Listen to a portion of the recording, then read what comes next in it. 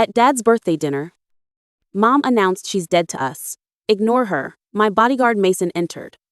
MS. Cole. Your helicopter is ready. Every head turned. The memory of that dinner still smells like lemon polish and disappointment. Skyglass Club. 18 floors above the city. A table long enough for 12, but only 10 name cards stood in neat calligraphy. Mine was missing. Maybe a printing error. My mother said, with that thin smile she uses when she's lying. I just took the end seat. Silent. Watching the skyline tremble in the glass behind her. They called it a family dinner.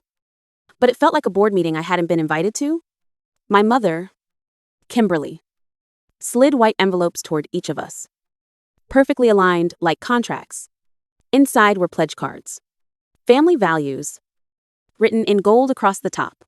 Marriage timelines, weekly phone calls, holiday attendance. A note about shared reputation. She said it was just a fun idea for Dad's 61st.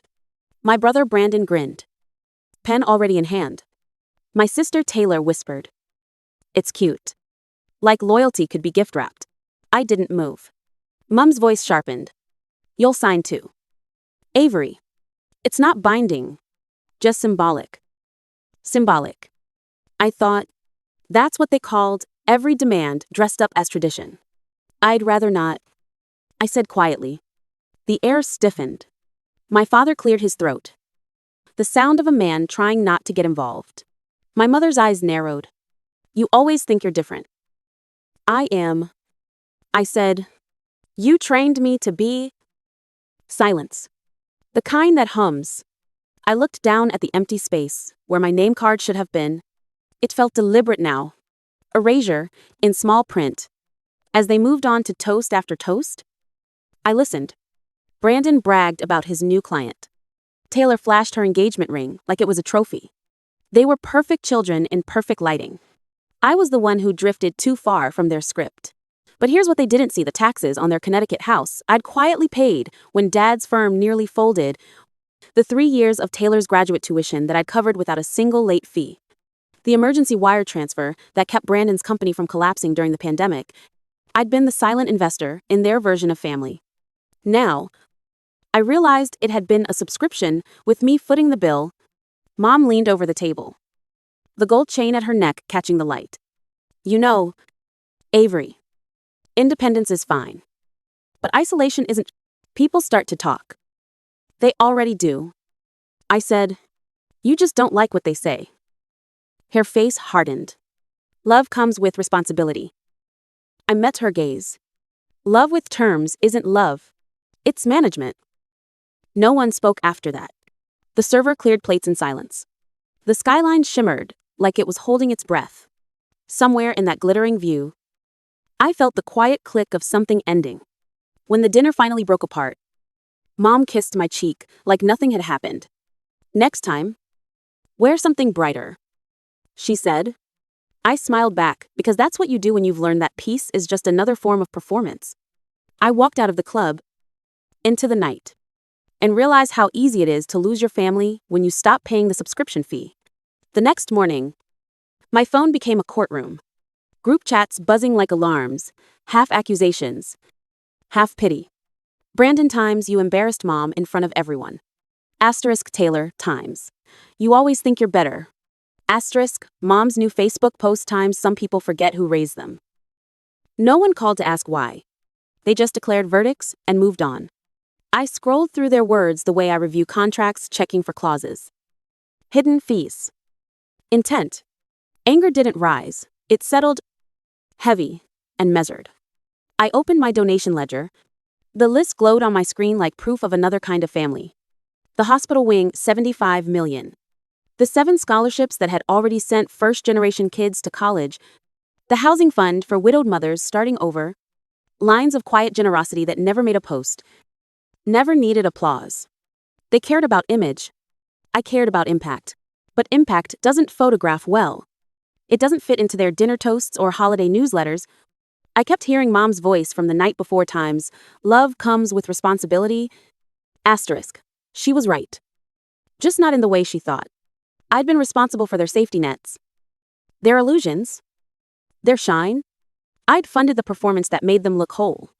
Belonging, I realized, had been conditional. Stay agreeable. Stay invisible.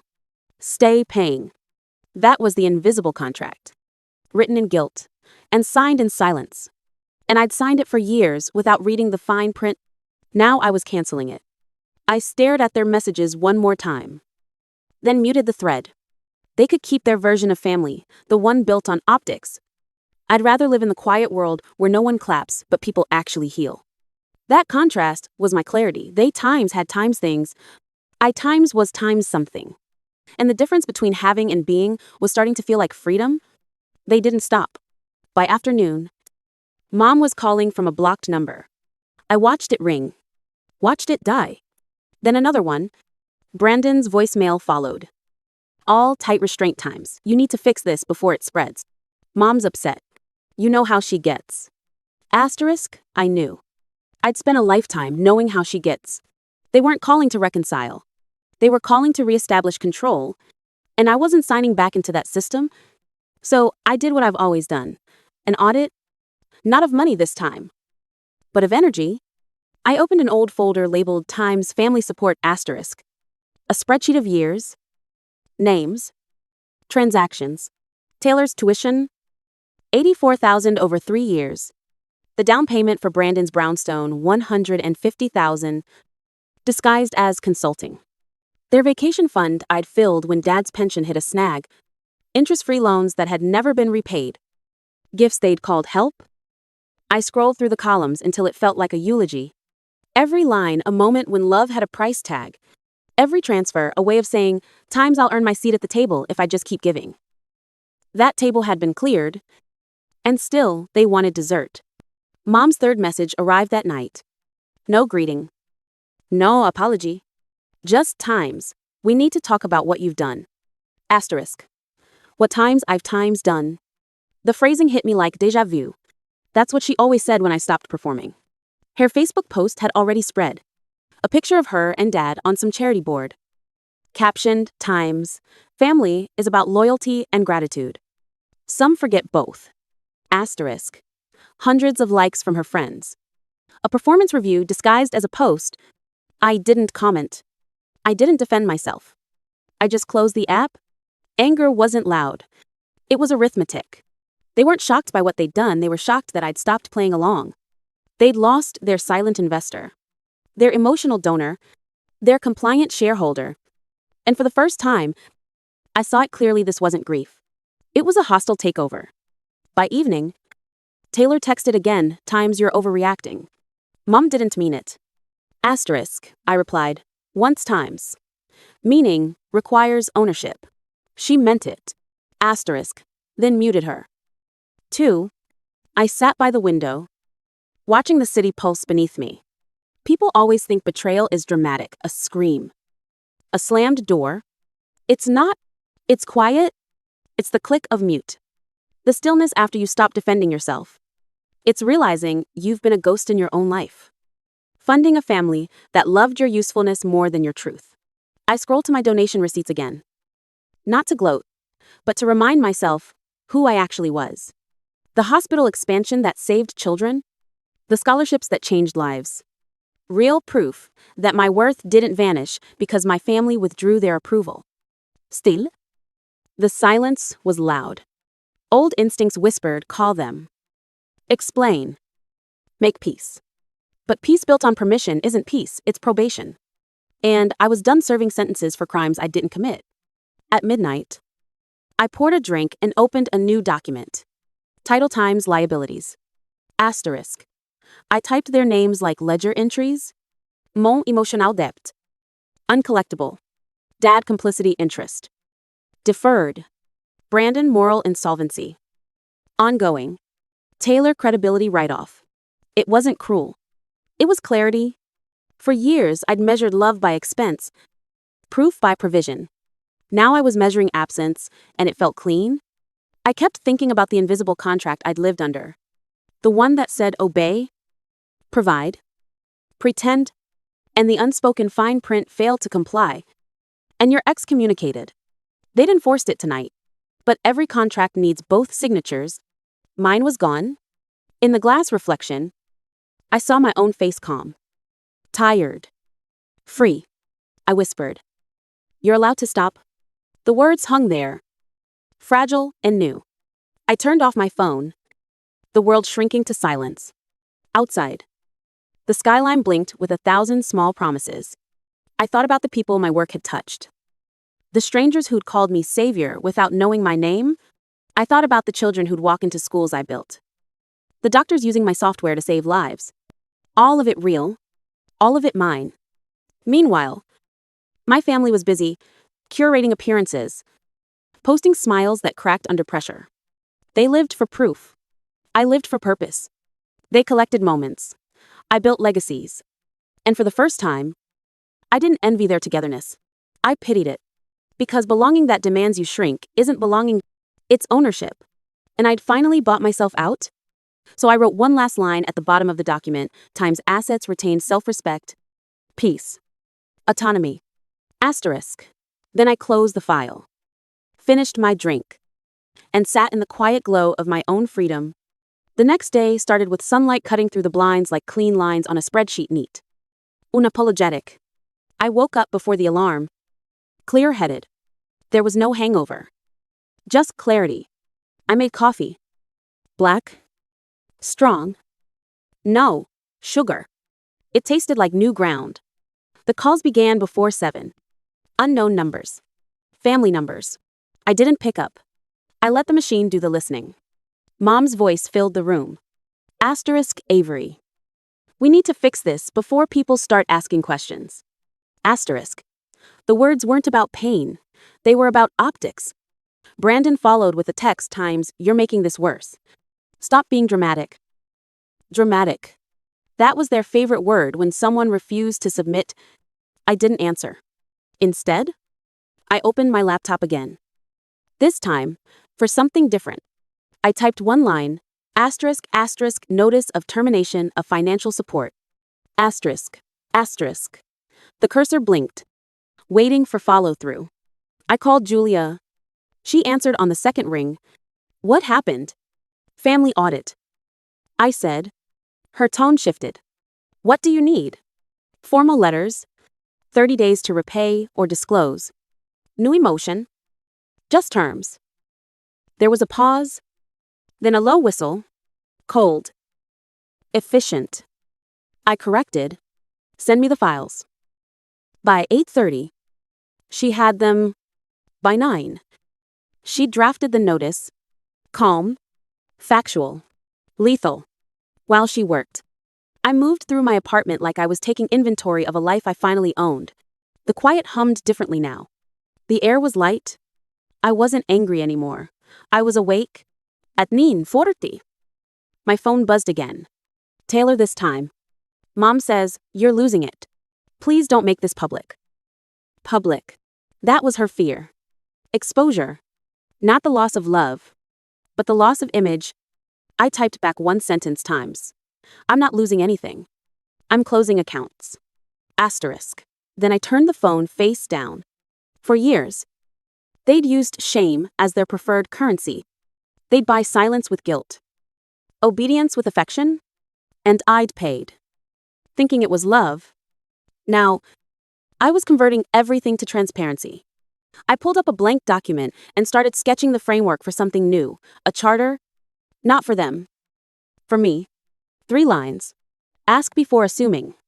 Respect choices. Value impact over optics. It wasn't revenge. It was restructuring. When Julia called back, she sounded impressed. It's done. Certified delivery by noon. Perfect. I said. Send a copy to Mason. He'll know where to forward it. Mason Ortiz, my security chief, had been with me since the early days. Quiet. Loyal. Unshakable. He didn't ask questions. Just results. Everything okay? He asked when I answered his call. Everything's balanced. I said. Good. He replied. Balanced is safer than okay. He was right. Around lunchtime, Julia texted me a confirmation photo. The letters had been delivered Dad's office, Brandon's firm, Mom's home address, a clean sweep. I watched the timestamp tick from delivered to read. No responses, just silence thick enough to feel. I leaned back in my chair, staring at the ceiling, thinking about how peace often sounds like absence. No apologies, no explanations, just space. By evening, the messages changed tone. Less arrogance, more panic. Mom again, Times. We need to talk. This is getting out of hand. Asterisk Brandon Times. What did you do? The accounts froze. The club called. Asterisk Taylor Times. Please fix this. Mom's crying. Crying. The weapon of last resort. But even her tears felt rehearsed now. A scene she'd played too many times. I didn't respond. Instead, I wrote a note in the margin of my new Charter Times. Boundaries are not walls. They're doors with locks you control. I closed the laptop and looked out at the skyline. For the first time, the city didn't feel like an escape from them. It felt like mine. Every window was a story I'd built. Every light, a reflection of the life I'd earned without permission. By midnight, I poured another coffee instead of wine. I didn't need dulling, I needed presence. Their world was unraveling because I stopped underwriting it. Mine was finally beginning because I stopped apologizing for its existence. They'd taught me that family meant obligation. Now I was teaching myself that family meant choice.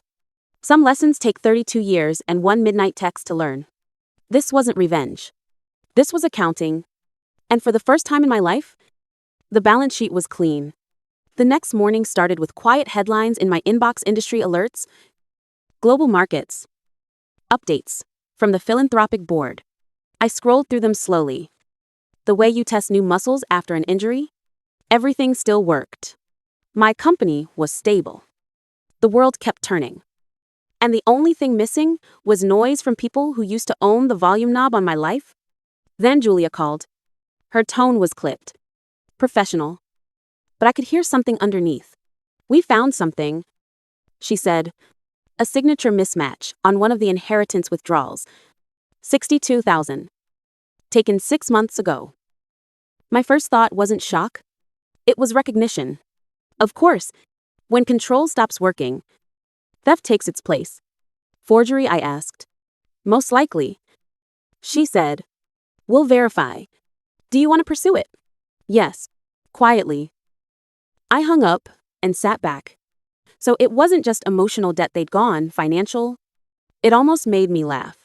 After all, they'd always treated my generosity like a trust fund that never closed. Now I had proof it wasn't just moral bankruptcy. It was literal.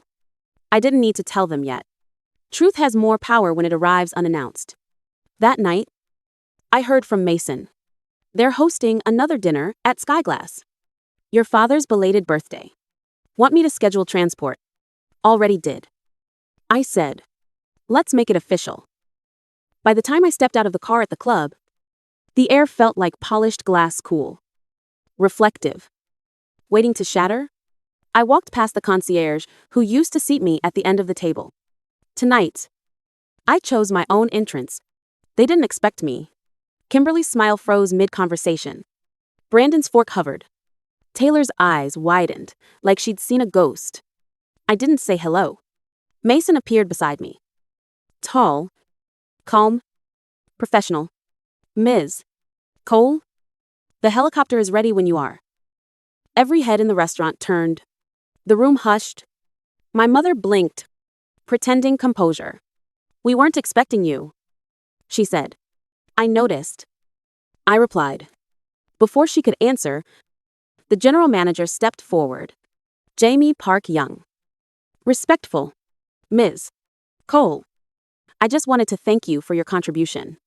Because of your grant, every employee here now has full health coverage. It changed lives. Gasp spread through the room. Mom's lipstick tightened. It wasn't a grant, I said softly. It was gratitude. This place treated people better than my own family did. From another table, a voice chimed in. Sarah Nguyen from The Times asterisk. Ms. Cole, you're the mind behind the new Clean Energy Fund. Aren't you? The 750 million initiative. I smiled. I prefer to let the work speak. Brandon's phone buzzed. A looked down. Pal? I knew why. His firm represented one of the corporations that fund was auditing. I turned to him. Conflict of interest is an expensive habit. He didn't answer. The tension was a live wire. So I cut it. Tonight's dinner is on me. I said, add 25% of the restaurant's gross to the staff bonus pool, and Mason make sure the children of every employee here receive tuition stipends for the year. A gasp rippled through the room. Chairs creaked. My mother whispered, Avery, this isn't necessary. It's overdue. She tried again, voice trembling. You've made your point. No. I said, stepping closer. Quiet but final. You made yours the night you erased me. I'm just showing the math. Mason's earpiece clicked. Helicopters ready. I looked at my family one last time, beautiful. Frozen. All calculation and no comprehension. You wanted visibility. I said, now you have it. As we turned toward the rooftop stairs, I caught the reflection of the city behind the glass lights flickering like data points, measuring a new kind of power. The kind that doesn't need approval to exist. The night wind hit my face as the rotors began to spin. It smelled like rain and metal and release. I didn't look back. In the sky, the city shrank into patterns, streets like arteries, towers like circuit boards. Below me were the old systems I'd stopped funding. Above me was silence. Clean and absolute. For the first time, I wasn't their disappointment, their investment, their scapegoat. I was simply me. And as the helicopter rose higher, I realized this wasn't escape. It was elevation. The next morning, the world had already rewritten the story for me. Headlines. Messages. Reporters parked outside their gated home, asking how a family could disown a billionaire daughter in public. By 8 a.m. Brandon called. I let it ring out. By 10. Mason told me the media had shifted focus, the family's charity board was in damage control. Then came the message that mattered. My father. Not polished. Not filtered. Asterisk. I watched the coverage. I'm proud of you. I'm ashamed of us. Can we start over? I typed back. Asterisk. Only if you can be proud of who I am. Not just what I built. Asterisk. His reply came fast. Asterisk. I'm ready to try. I believed him. Later, the family came in small steps, potlucks in my greenhouse. Questions. Instead of demands. Laughter, without scripts. It wasn't perfect, but it was real. Sometimes you don't replace family. You rewrite the rules, and that's enough. 6 months later, Sunday dinners had a new address mine. No marble dining room. Now, dress code. No pledge cards. Just a long wooden table inside the greenhouse, surrounded by plants that grew without asking permission. Mom always brought dessert now. A peace offering, disguised as pie. She no longer corrected how I spoke. Or what I wore. She listened. That was new. Dad helped set the table, humming off-key. Brandon talked less about clients, more about causes. Even Taylor laughed easily.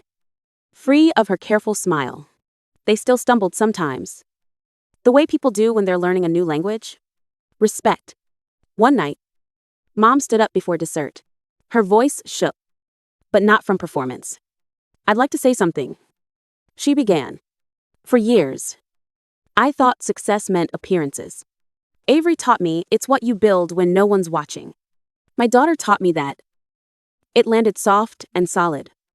Like closure that finally found its place. After they left, I stayed back, rinsing glasses. The greenhouse lights fading to gold. My laptop sat open on the counter, emails. Schedules. Endless to-dos. I opened an old spreadsheet out of habit. The one where every loan and payment had lived. For a moment, I hovered over the numbers. Then, hit delete. Gone. All of it. Outside. The night air felt lighter. Like a window finally opened. Sometimes peace isn't loud. It's the quiet click of a file closing. The soft hum of people trying again. The calm that comes when you stop being who they need and start being who you are. If you've ever chosen peace over approval, this story is yours. Drop a black heart if you've learned to draw your own boundaries.